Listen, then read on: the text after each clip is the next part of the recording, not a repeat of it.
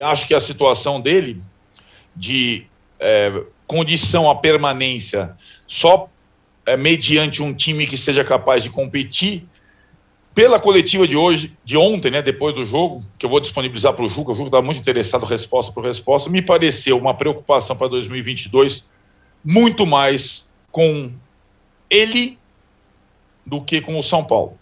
E o Rogério tem essa, digamos, característica. A frase de eu não posso arriscar minha reputação de 25 anos no comando de um clube que não é competitivo, me parece uma... Como é que eu diria Vicente Mateus, Juca? Quem entra na chuva é para se queimar, né?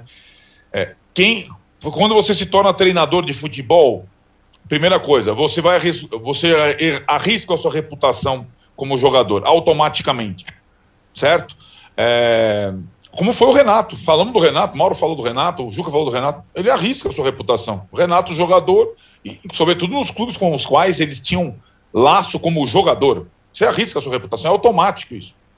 Então, eu acho que o Rogério, ao definir ser treinador, ele está automaticamente arriscando a sua reputação.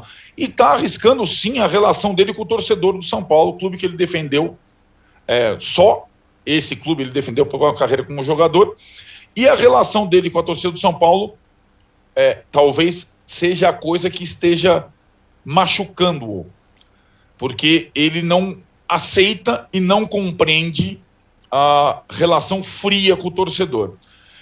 E não entender o torcedor de um time que ele viveu, sei lá, 2 décadas, 3 décadas, é de uma miopia incrível. É óbvio que a relação nunca mais será a mesma, mas é óbvio. O que não quer dizer que ela não possa ser restabelecida de alguma maneira. Não totalmente, não aquela situação de fidelidade única, porque ele não é mais jogador, ele é treinador, mas dependeria de um bom trabalho.